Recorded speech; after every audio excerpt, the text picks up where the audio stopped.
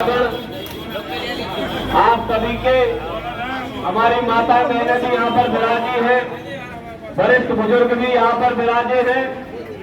आप सभी के चरणों में दोनों हाथ जोड़कर आपको प्रणाम करता हूँ। आप सभी का वंदन करता हूँ, अभिनंदन करता हूँ।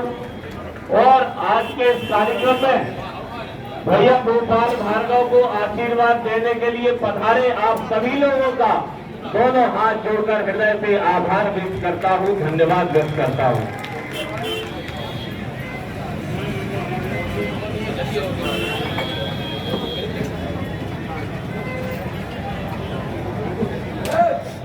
भैया गोपाल भार्गव का यह 9वां चुनाव है, आप सभी लोग जानते हैं। इसके पूर्व में तो 8 चुनाव हो चुके हैं। उन चुनाव में आप सभी लोगों के सहयोग और आशीर्वाद के कारण लगातार भैया विजय प्राप्त करते रहे।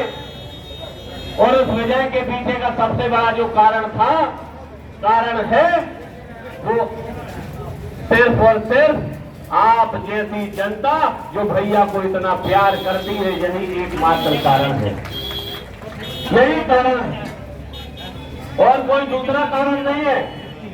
मैं कई बार मंचों से मजाक में कहता हूं कि रैली विधानसभा क्षेत्र की जनता और भैया गोपाल भार्गव जैसे घरे लोग लुगाई वो थे उसे है।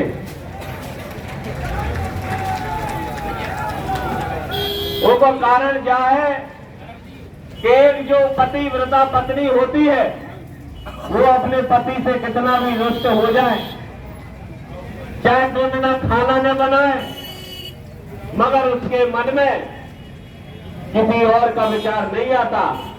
इसी प्रकार ये रैली विधानसभा क्षेत्र की जनता है।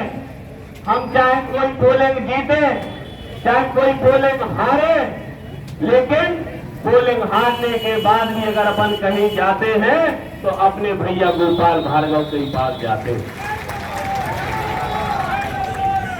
और हमारे भैया भी इतने अच्छे हैं कि कोई सी भी पोलिंग हार जाए, एक बार नहीं बार हार जाए, कभी भैया गोपाल भार्गव के मुंह से आपने ये नहीं सुना होगा कि हम तुम्हारा काम नहीं करेंगे क्योंकि हम तुम्हारी पोलिंग हार गए। भैया ने कभी भेदभाव नहीं किया, कोई भेदभाव नहीं किया।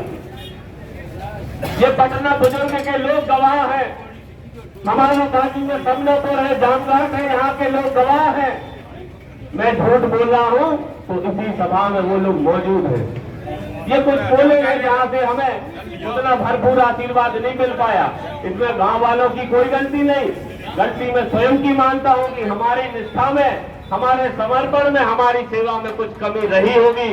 गांव की कोई गलती नहीं है, गांव की कोई गलती नहीं है। लेकिन ग्रामवासी जानते हैं कि पोलिंग हारने के बाद भी कभी भी भैया ने किसी ग्रामवासी से, किसी भी ग्राम से कोई भेदभाव नहीं किया, कभी कोई बदला लेने की राजनीति भैया ने नहीं की, कोई भेदभाव नहीं किया।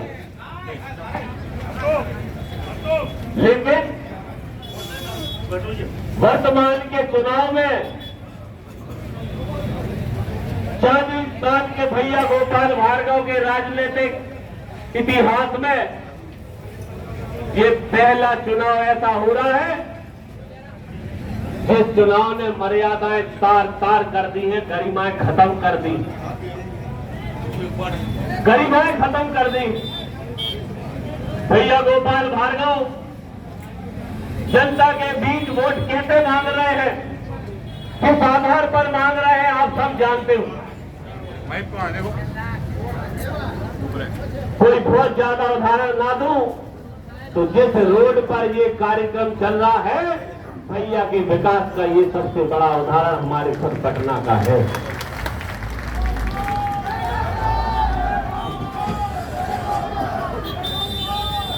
जितनी चौड़ी रोड ये बनी है, इससे आधी की आधी रोड थी जब इस पिछली पंचवर्षी में हम लोग यहाँ पर सभा किया करते थे।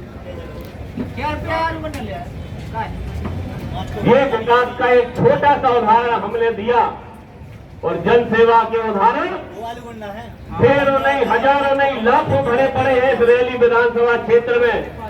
मैं किसी का अपमान नहीं करना चाहता, मैं किसी प्रकार का कोई एहसान नहीं गिनाना चाहता। जो हमारा कर्तव्य है, जो भैया गोपाल भार्गव का कर्तव्य है, भैया ने वो कर्तव्य करने का काम किया ही नहीं, आप सबकी आत्मा जानती है। अभी 3 दिन पहले इसी पटना बुजुर्ग ग्राम की एक बच्ची का इंदौर में एक्सीडेंट हुआ था। इसी पटना बुजुर्ग ग्राम की बच्ची का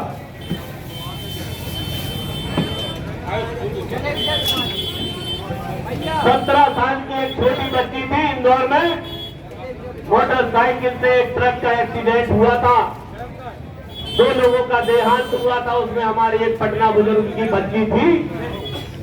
घटना होने के बाद उन्होंने मुझे फोन लगाया कि भैया बॉडी को इंदौर से पटना लाने की व्यवस्था करनी है, हमारे पास व्यवस्था नहीं है, आप सहयोग कर दोगे? मैंने कहा आप चिंता मत करो, कल आपके पास आदमी भी पहुंच जाएगा, गाड़ी भी पहुंच जाएगी। और गाड़ी पहुंची, गाड़ी से उसका पार्थिव शरीर अपने गांव में आया और जो भी व्यवस्थाएं हो सकती थी हमने करने का प्रयास किया। इस घटना का जिक्र मैंने इसलिए किया क्योंकि जो हमारे विरोध में लड़ रहे हैं बाकी के 14-15 लोग, उसमें 2-3 लोग आपके खुद के गांव के भी लड़ रहे हैं भैया गोपाल भार्गव के खिलाफ में।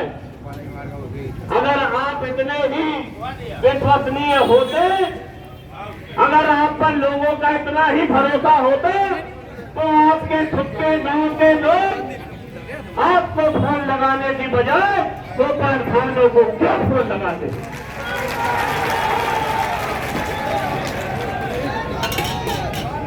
क्योंकि इस गांव के साथ साथ पूरे रैली विधानसभा सहित संपूर्ण मध्य प्रदेश और पूरे देश को पता है कि जब मुसीबत आती है, जब विपत्ति आती है, जब समस्या आती है, तो केवल एक नाम याद आता है, वो है गोपाल भार्गव का।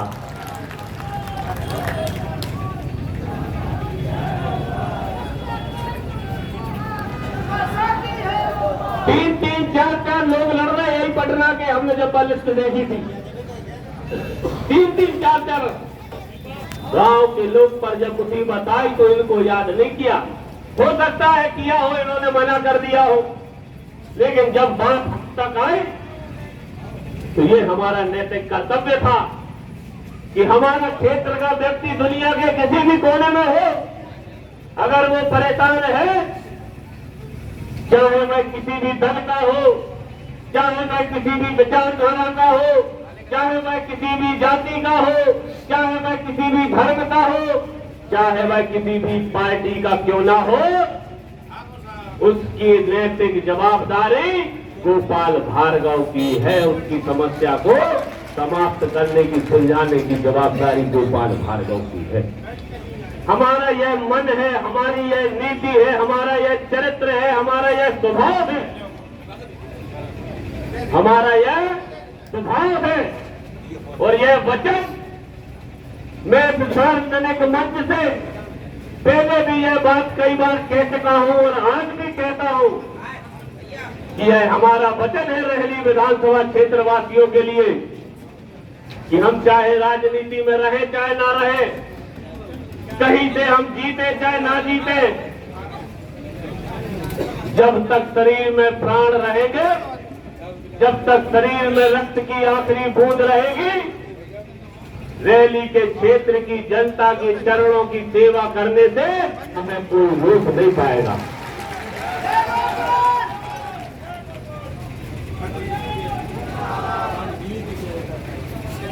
वो बच्चे चूंगा ऊपर जो लटक होगा वो देख लीजिए यार तुम, और बच्चे जो तुम्हारे लटके हो तुम्हारे भी सावधानी से ना हमारे ऊपर के रहो। हमें वो भाई आजकल घबराहट हो रही, को ट्रैक्टर चढ़ावे की कह रहा हूँ, को कछु चढ़ावे की कह रहा हूँ।